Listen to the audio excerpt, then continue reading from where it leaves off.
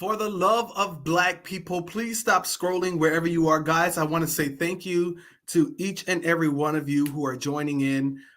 If there's any difficulty with hearing, with audio, please let me know. I'm so grateful for the team, the Village 337 executive team, for joining me in on this live on tonight. You guys have been so. Well, evidently there's no issue with audio there. So I'm going to get the guys to go ahead and start sharing the live out and doing whatever you can. Going to give you a few seconds to do that. So y'all go ahead and take care.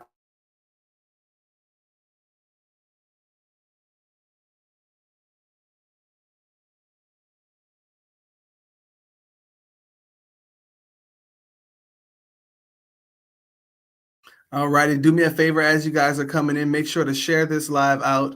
I'm so grateful for each and every one of you for tuning in. We're going to be really brief, and we're going to discuss the issues that are on this agenda tonight really, really quickly. I know you guys are used to us taking the full hour, but I must tell you all that because we are so busy and because there's so much work to be done, we will move quickly and effectively to see to it that we not waste any of your time.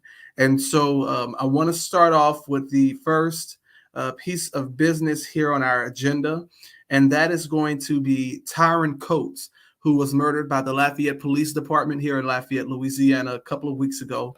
Was buried, and unfortunately, I was able to be at the funeral with his family and his mother. It's been such a heartbreaking situation. We still do not have any body cam footage as it relates to this case. And so we are seeking that information out.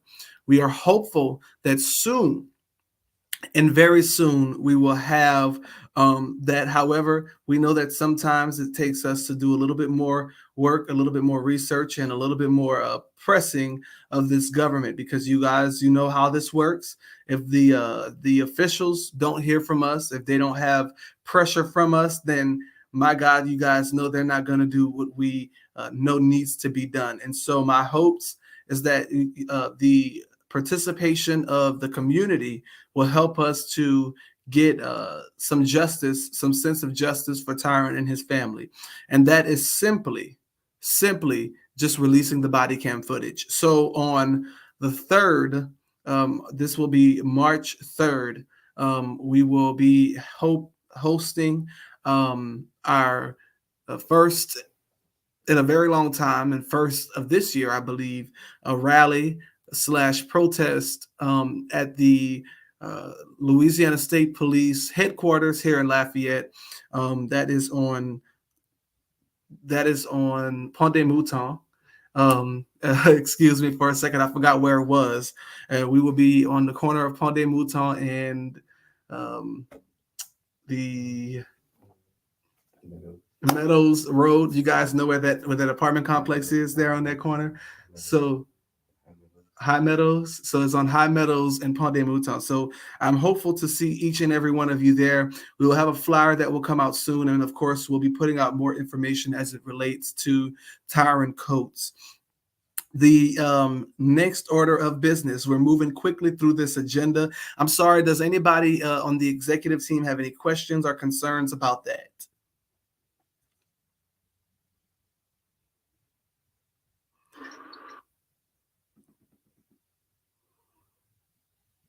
All righty, great. Well, with that being said, we're going to move on to the next thing in the agenda,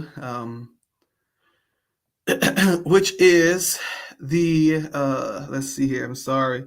So we discussed the press conference and the rally for Tyron. The updates for our Florida trip for Joshua Pierce. I want to say again on this public forum, thank you to each and every person who donated, each person who participated in the call to actions to raise funds to be able to go to Florida to be with the family of Joshua Pierce as we, spread awareness about who he was and about who he was to his family and about the fact that he was murdered there in Florida. And so I'm so grateful to, of course, Mama Cookie and for allowing us to stand with her and her family. I'm also very grateful to the entire executive team for doing their part in helping us get to Florida. I want to say thank you to, of course, Kelvin, our head of security, for protecting us while we were there. I want to say thank you to the vice president of the Village 337, Angela, who was, of course, very helpful in making sure that my mental capacity was where it needed to be by doing all of the things that a vice president should do to see to it that the president can lead and be in a position to make calculated and wise decisions on behalf of the organization. And of course, when in this sense of advocacy on behalf of the families that we represent.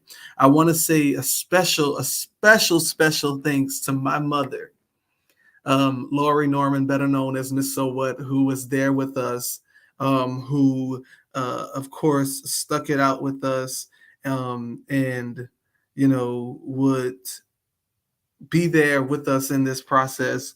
Oh my God, y'all listen, my brother just sent me a picture and he made some eggs and rice with ketchup. And I'm gonna just show it to y'all because this is probably like, I know it's like a struggle meal for some, but for us, this is a gourmet meal, okay? And it's so good. So I just want to share that with the meeting really quickly. But the we I want to say thanks to my mother who was there with us and who stuck it out with us and who bared with me. For those of you who don't know me and my mother's relationship, sometimes we can go tit for tat, but you know what, she really honored me and really gave me a lot of strength. And I needed her there on that trip specifically, and we got to spend some quality time that was much needed. And we hadn't spent that kind of time together in a long time. And I'm grateful for the friendship and sisterhood that her and Mama Cookie, better known as Andrea Pierce, was able to make on that day. I definitely cannot let this moment go by without thanking Miss Mona Harden, who is the mother of Ronald Green, for being there with us on the last day that we were there when we went to the sheriff's office.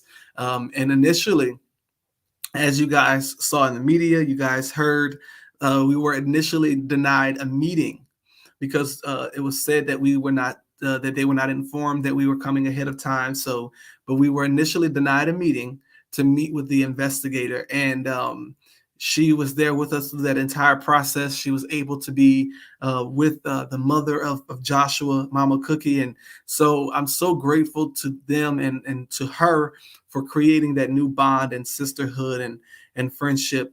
Mama Cookie says she's trying to get on through the Zoom, you guys. So if somebody could give her a call and maybe try to help her get on. Mama, you just got to go in through the Zoom. I believe somebody can send you the link. So could somebody please make sure that she has the link? Maybe send it through Facebook Messenger, and then she should just be able to click on the link and get in on the Zoom. Can we make sure somebody notify me once that happens, please? So grateful to her, to Mama Harden for being there with us and for continuing to stand with other families of these heinous crimes. And it doesn't have to be police brutality for her, police murder. She just believes anyone with the case of an unsolved murder needs to have a voice, and that she gave on that day. So could not go without saying that thanks to all of those individuals. So we went on the first day that we arrived, and we met with some people of the campus where Joshua went to school at Valencia College, and we were able to convince them on East Campus, I believe, to put up flyers there. We then met with reporters where they did a press conference and things of that nature. We were also able to eventually meet with some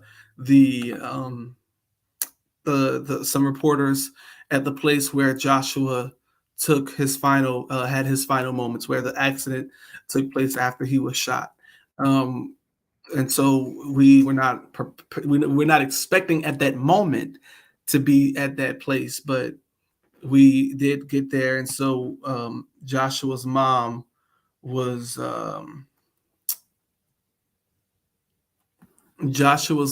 able to see and physically be in the presence where her son, you know, had some of his final moments, and that was a very difficult moment for her and all of us to process, but of course especially for her. But I'm so extremely proud of her for being able to navigate through that moment, even though it was very unexpected. We then were able to go and be at the place where Joshua actually lived. And so I want to play a clip from the first press conference, and I'm going to share that with you all here. Let's see, just a second.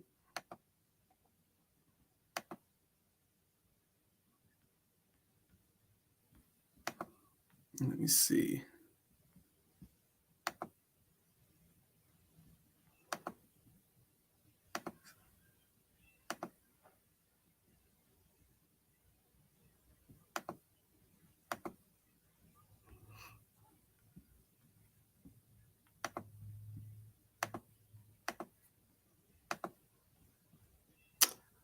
So we're gonna get it one way or another. Let's see here. Okay, so we have that here, and then Angela, Mama Cookie is trying to get on this Zoom. Could you please help her to try to get on? And also, could you allow for the screen sharing to be played, please? Because it's not allowing me to share it.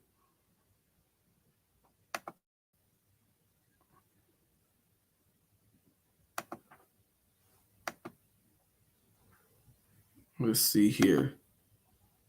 Sorry about that, guys. I'm just trying to figure out how we could get this on for everyone to see. Because I know everybody was not able to.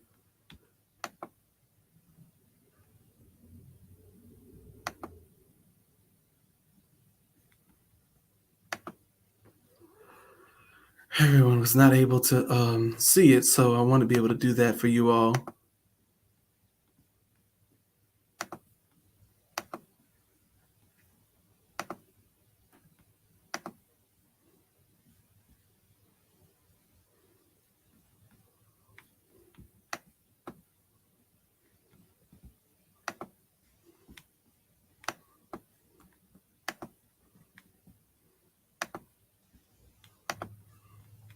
Okay, so once again, we need to figure out how we can share that screen and make sure that that capability is available during these lives, guys. So, but let's see, I'm going to go ahead and just play it straight through the Facebook so that way they have the ability to see it and it will be there.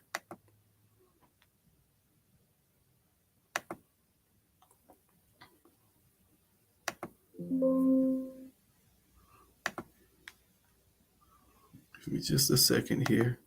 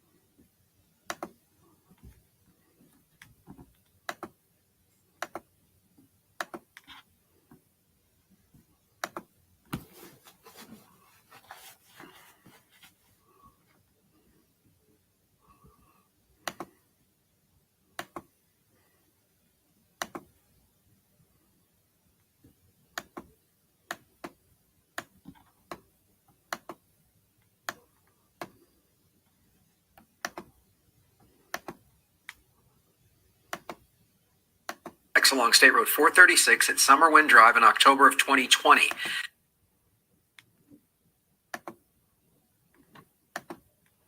His mother is pleading for answers. That's my baby. What happened? And just somebody tell me something. Today at 4:30. The steps she and a nonprofit from another state are now taking to try to help find his killer. And this afternoon, the fatal shooting of Josh Pierce remains unsolved. And now his family is speaking out to bring the case back into the spotlight. Pierce was found dead near an apartment complex along State Road 436 at Summerwind Drive in October of 2020. Today, Channel 9's Christy Turner spoke with the victim's mother, who says she will not stop fighting until she gets closure. This is the apartment complex where Orange County deputies say they found Joshua Pierce shot and killed. Nearly a year and a half later, his family is still searching for justice. I'm empty, and all I want to know is just somebody, please, just tell me something, give me some glimmer of hope. Andrea Pierce lost her son Josh Pierce to gun violence in October 2020. The Orange County Sheriff's Office has not announced any arrest. But I still want to know who murdered my child. The 25-year-old was a father with a new baby on the way. Loved ones say he worked hard to support his family while also going to school at Valencia College. Today, Mrs. Pierce, along with the Village 337, a nonprofit organization, traveled all the way from Louisiana to pass out these flyers on campus with hopes to drum up leads. Why is it that there's, no suspects so far? No serious leads to any arrests. None of us are perfect. None of us deserve to die in this manner. A $10,000 reward is being offered for information leading to an arrest. One of the last updates from the sheriff's office was in July 2021. This Facebook post said in part, detectives are working diligently to find the person responsible. It's got to be an answer out there. Somebody knows something. Mrs. Pierce says she won't stop fighting for answers. I'm Josh's voice, and I will not be silent. I reached out to the sheriff's office to see if there are any developments in the investigation, but the employees who handle our request are off for the holiday. In Orange County, Christy Turner, Channel 9, Eyewitness News.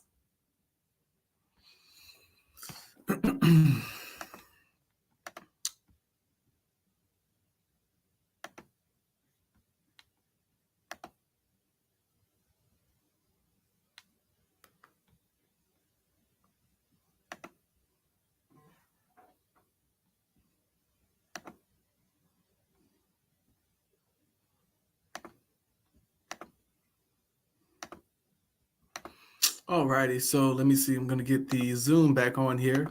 And so I appreciate again you guys for bearing with us through that process. I wanted to make sure that everybody had the ability to see that and read that. And unfortunately, I was not able to get it onto the actual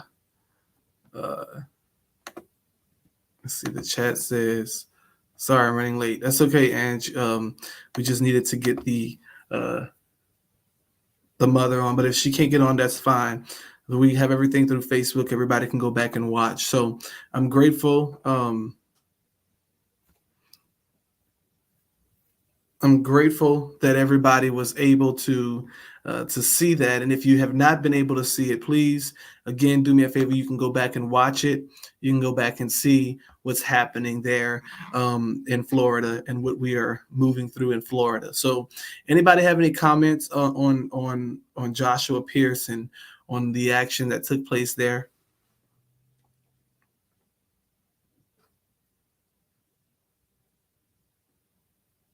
Okay.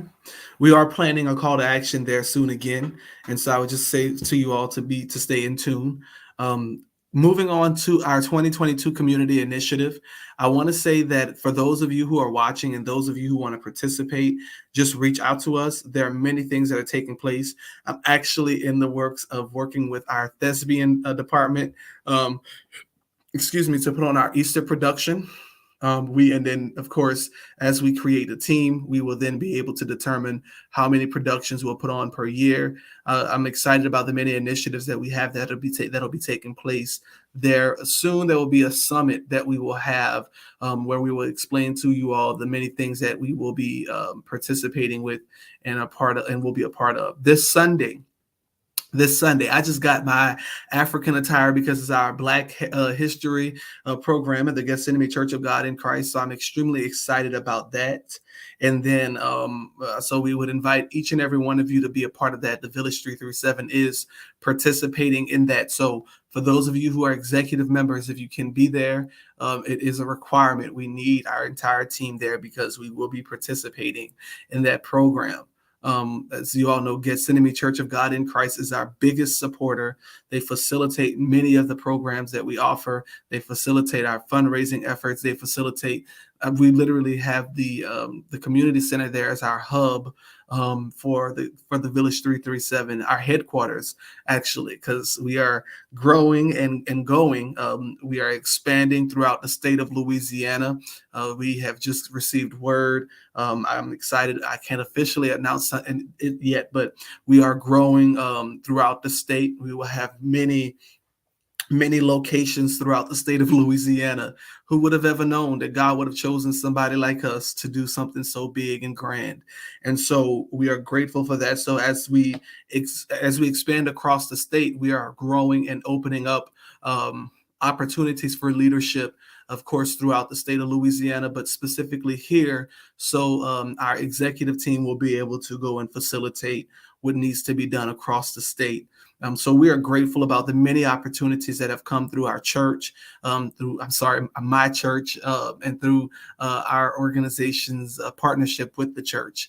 And so for the pastor, the Bishop A.E. Gatlin, and my first lady, the first lady, the supervisor, Vanessa Winbush Gatlin, I want to say I'm honored to be a servant under you guys, because you have taught me how to be such a great leader, and I'm learning each and every day to be a better one by following you all.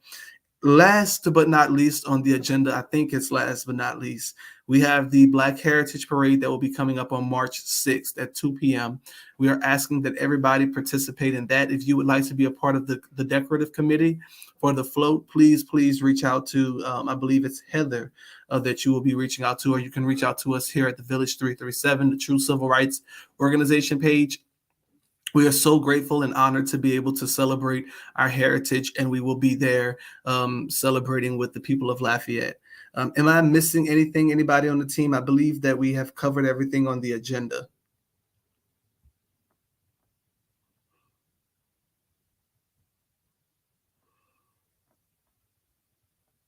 With that being said, we again, yes, I'll have confirmed that we have covered everything on the agenda.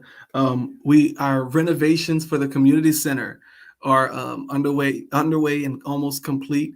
So we have some things that are happening there. We're extremely excited about what's happening with the food pantry and many things that are taking place at the community center at 317 12th Street. Thank you all for your participation and your efforts in making sure that we can feed the community. We have clothes that pretty soon we will be giving away, and we're excited to partner with my First Lady, the Vanessa Winbush Gatlin, and the Gethsemane Church of God in Christ to be able to facilitate a clothing program there where we will be giving away clothes. I mean, we have bags and bags of clothes. I got clothes coming in from Mississippi and everywhere else, brand new stuff that are still on tags and things of that nature. So we want to make sure that our community that are less fortunate, have things that that present well, and they don't have to look like what they're going through, because that is something that we believe is extremely important. Again, I want to say thank you all for joining in to this meeting tonight. The next time that I will be coming live, I believe you will be hearing from not only myself, but the mother of Joshua Pierce.